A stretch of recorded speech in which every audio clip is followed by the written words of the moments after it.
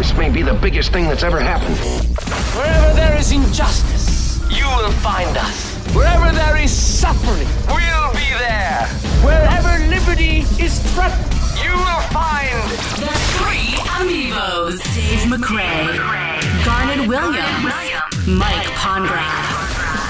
Separately, they are humble Canadian voiceover superstars. Together, they are the three AmiVO's. Ladies and gentlemen, here we go. And now, the AmiVO's and Friends Super Fantastic Happy Hour VOdcast. everyone ready? Yeah. Hit it. Christmas tree out. That cute? I like that. It's very cute. You like that? I like it. Turn it off now. All right. Wait a minute. Let me see that for a second. You want to see it? Yeah, I just want to see. All right. I just want to see because as I'm taking There you this, go. okay, I'm putting this to my ear. Yes. Hang on. No, you got to put it over Hang your on, head first. it's speaking to me. Yeah. Hang on, it's speaking to me. I don't Saying, oh, it wants me to tell you that, and we're back. Ah, you like what I did there? There you go. don't Thank call it a comeback. We've been here all along. you. Ah, yeah. Actually, no, we haven't been here all. I think this is our longest Hiatus? Hiatus. Yes. Hiatus. Welcome to the 20th episode. This is a milestone. And the 2016 Christmas Spectacular. Spectacular. Yeah, year in review, Christmas spectacular of the AmiVO's and Friends Super Fantastic Happy Hour VOdcast. That's right. Which I'm surprised after the hiatus, I could still remember what the show is called. You know, when you guys sent me an email, I didn't even know what the fuck you were talking about. I was like, what do you mean, some show we used to do? Do I know you too? Yeah, I was Exactly. like, what? This what- is like the first day of school all over again. Yeah, I was like, what show are you talking about? Oh, that show. In front of me is, I start to my left. I see, I haven't even got that right. No, actually, I think you do start. Do you No, start? to my No, left. propriety. To my Propriety. left. He works around the room. To my left is AmiVO Dave McRae, Bad dates. who's will explain that too. In front of me, AmiVO Garnet Williams. Joyeux Noël. Wow, he's Francais. Very good, very good. And I'm AmiVO Mike Pongracz. Yes, you are. I'm clueless. So this is like being back first day of school. We have taken a monster hiatus. Oh, it's been huge. And I think Huge. part of that is, again, like as always is the case, life takes over. And, It does. And I think, which will be part of the discussion today, as sort of we look back on the year 2016, we look ahead to 2017, and sort of discuss the world of VO as we know it from our little AmiVO headquarters up here in the northern tundra. This was one of those years where there was a lot of change, and I think a certain maturity and a certain way we've sort of approached our careers, as have a lot of people, judging by social media absences and just right. the general. It's interesting to see how the amount of postings from people that when we first got into the VO community, how they've sort of gone by the wayside. And it's almost like a new crop. It's almost like Saved by the Bell. Oh, the new class. Yes. Right, Yeah. right. I'm curious if it's just the growth of the VO within the community, or if that's just the natural ebb and flow of things. I think the voiceover industry as a whole has a significant turnover rate, and what I mean by that, I don't mean turnover as in like you're there and then you're gone, but there's so many people curious about the industry. They want to get into the industry. They discover the Facebook groups. So there's all these new people that you've never seen before.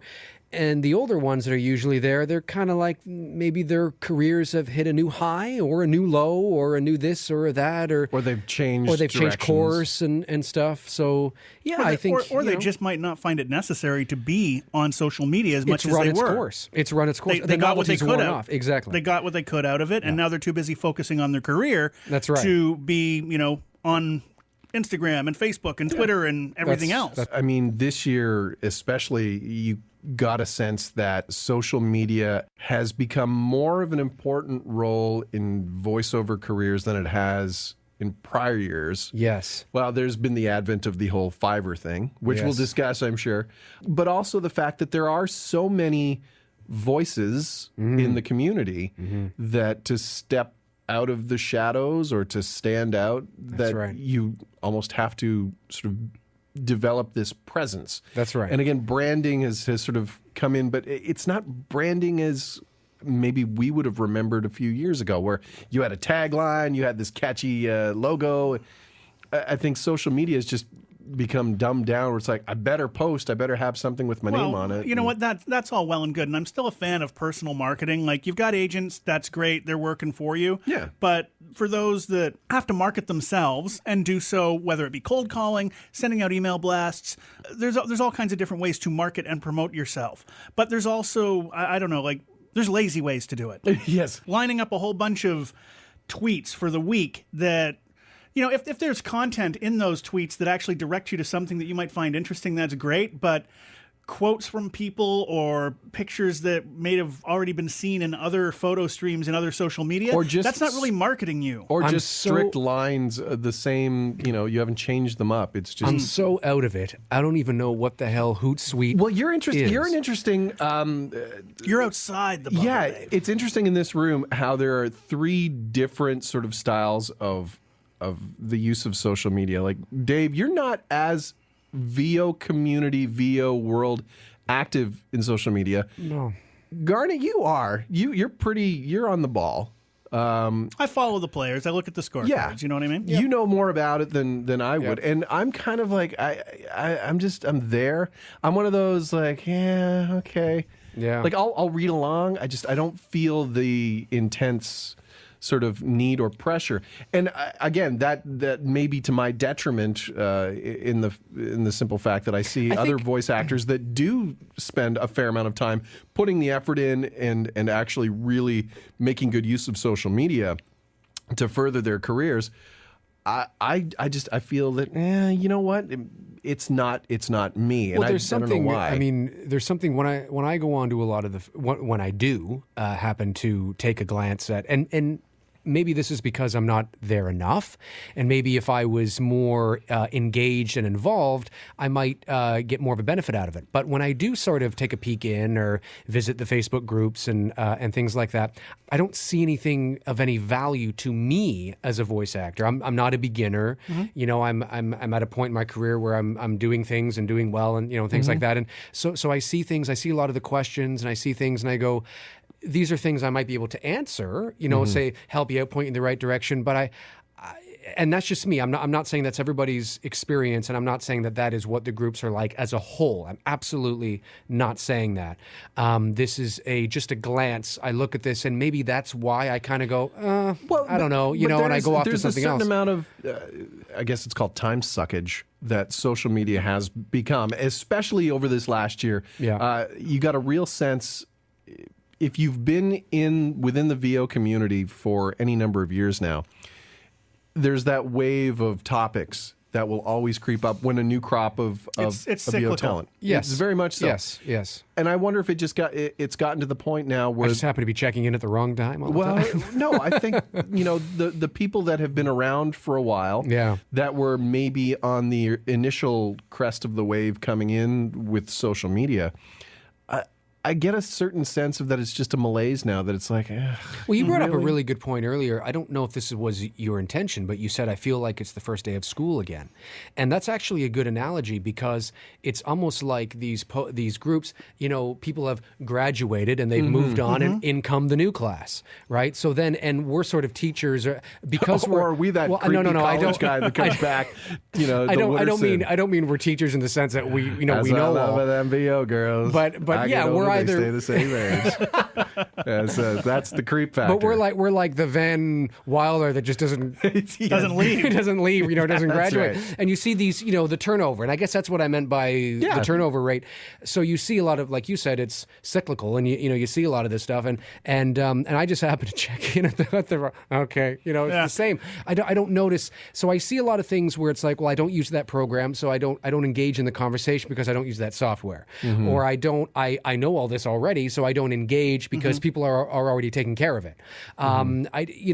The stuff that I do find interesting is maybe the political aspect of it. I don't mean political as in politics, but maybe there's what do you guys think of this new site, or what do you guys think of this new show, or what do you guys think of this? Don't get me wrong. That might be a bit interesting. There's entertainment value there as well, and I'm going to kind of shift that because we got a lot to cover. So we just touched on social media and its place to market, to promote.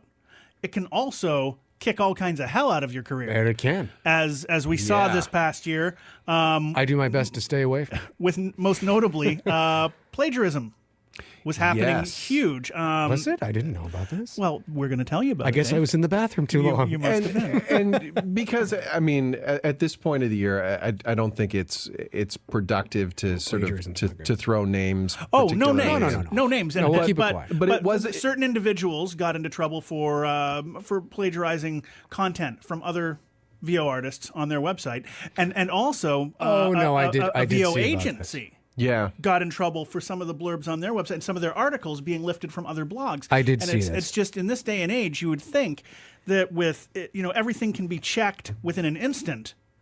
That why would you even do that? Because you have to know that it's going to bite you in the ass at some point. You know, that's funny you bring that up because there's a quick little thing, and I won't take too long, but I can't even remember the guy's name. I could probably check it out, but for the sake of the show, I'll leave him nameless.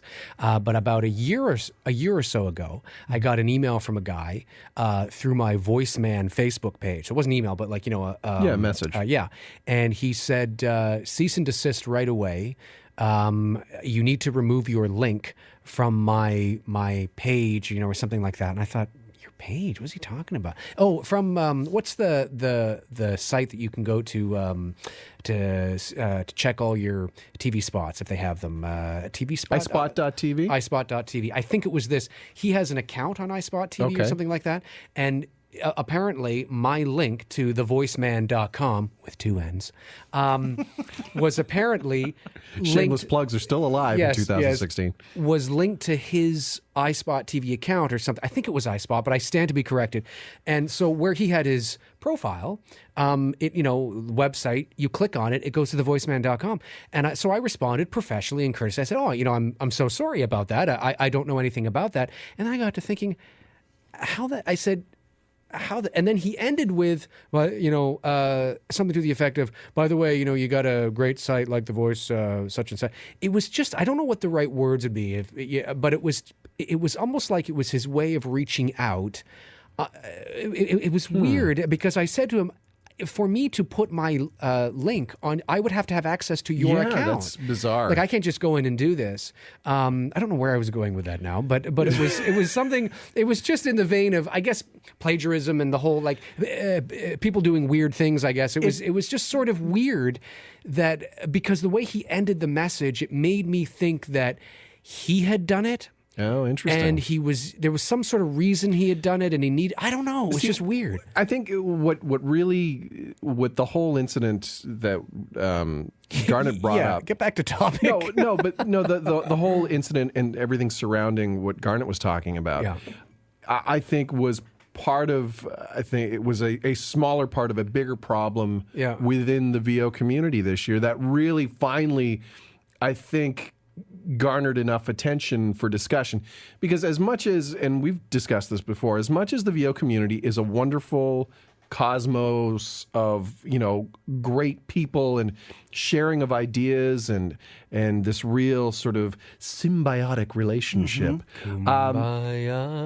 it's still very much a business that we are in. There is still a great amount of people that maybe don't fit in as well. Mm-hmm.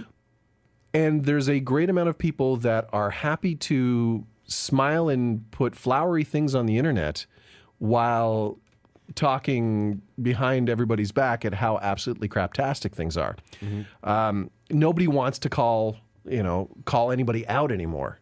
No, Nobody wants to challenge the system. But what I'm going with this is that in this case, it was brought to light because the line was crossed so egregiously. Yeah. It could not be ignored. It could not be ignored. And again, the deeper problem that it presented, in my opinion, was that the VO community and social media, and we've talked about this before, is that you can make yourself look so unbelievably talented, successful, busy, whatever you want to call it, online. Oh, yeah. Without anybody even remotely doing any background checks. Mm-hmm. So for somebody new to come in, or somebody that maybe sort of on the sort of outer rim of, they don't book a lot, maybe they're not very successful, maybe they're not even good, That's or right. or they're marginal at best.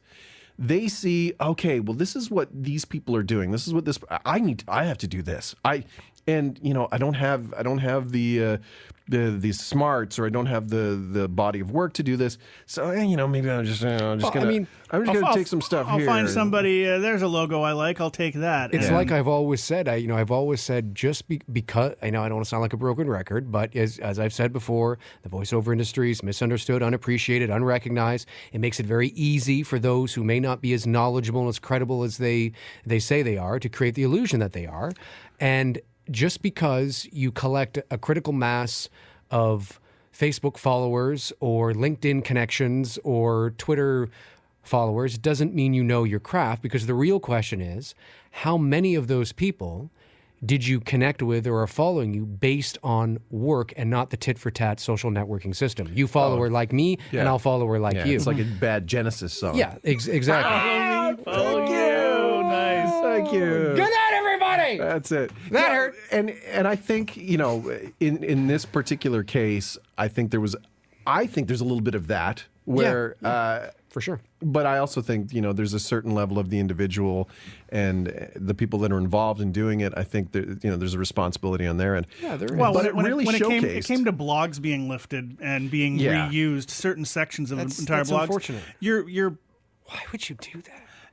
I don't know why they would do that, because, but especially when it's so easy to create something content and when you're that well known in the industry, to realize that you could potentially be caught, and when I would think at that level, you know the rules of the game. Yeah, you know that people are going to, if there's a hint that you've stolen from somebody, others in the community, because it is a community, will rush to protect. That's right. Yeah.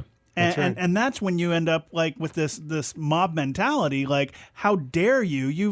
You've kind of like muddied the waters of something good that we have here, where there's all this respect and reciprocity with helping and looking out for people and suggesting ideas, sharing of ideas. Yeah. And that just it can be like a really tough week or so, and it's like a news cycle, week or so, where everybody's bad-mouthing these people for being so stupid as to do something like this in the first place, and then the news cycle changes, and we're all like looking at something new and shiny again, and it's kind of forgotten about. It's forgotten about, but people don't forget. No. And it'll raise its head again. It will. And like you said, it's the news cycle, which inevitably again this year we got to follow a certain pay-to-play site and its effect and how things, which is again, I guess I was in the bathroom I don't have a horse. I don't have a horse in the race with I'll say Voices.com. No. Oh, okay. But in I'm not there 2016, though, in 2016, it was interesting to see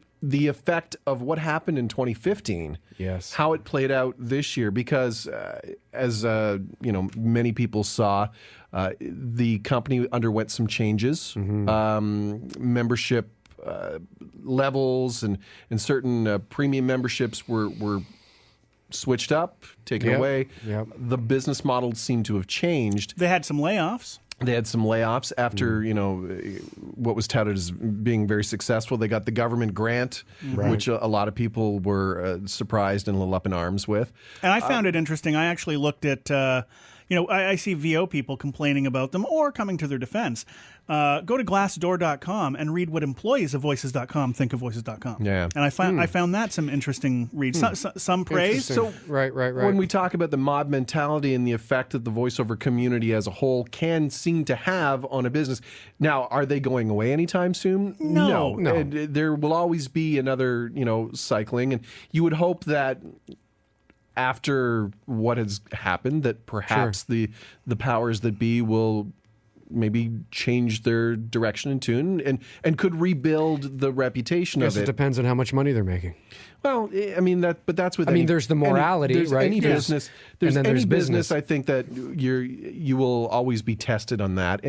But it was very interesting to see how again the effect of the voiceover community on the whole, right? Their effect on a big business like that. I mean, to Voices, I'm sure drop in the bucket. What? Not as yay for the little Well, that's guy. what I mean in terms of change. But I mean, don't think it was. They're still operating. Great. Right. Yeah. So it was interesting to see how that played out this year. But again, we see the VO community, which personally, I got a sense that the VO community, this was one of the first years where I think there was a real strong, not a division, but there definitely was a splintering of the Kumbaya love fest. Oh, I think it's all because of Captain America: Civil War. See, I think it kind of bled over into real life. Art imitating life, imitating art. See, I actually thought, and this is a bit of I think this is an interesting insight.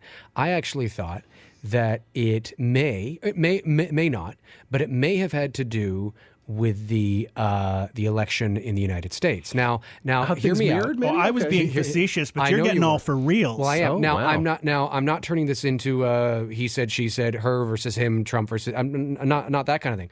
But just because there was so much divide and so much hoopla going on in that on that separate thing down there, it could have, on an unconscious level, made people a little more verbal than they would normally be, a little more relaxed, a little more able to say, they're upset from something they saw on the news and they see something on social media and they counter it and they get a little more involved. And now there's this debate going on in the voiceover, in the voiceover group pages about something, but really it's not really. I mean, they could have valid points, but it could stem from the animosity and sort of what's been stirred up down there. That dovetails really excellently into sort of the next thing I want to touch on, and which is the politics thing, which we saw very big this year. We'll take a quick break, and we will return with our 2016 year in review on the AmiVO's and Friends Super Fantastic Happy Hour podcast. Nice laugh. Okay, that's enough. We are finished. We are over. It's over. The AmiVO's and Friends Super Fantastic Happy Hour Vodcast has been brought to you by the 3 AmiVO's. Show's over. It was written, recorded, edited, and produced from deep within the Great White North by Dave McRae, Garnet Williams, and Mike Pongracz. Are we going bye-bye? For more AmiVO fun, questions, or comments, check us out online at 3amivos.com. On Twitter at the 3amivos. Until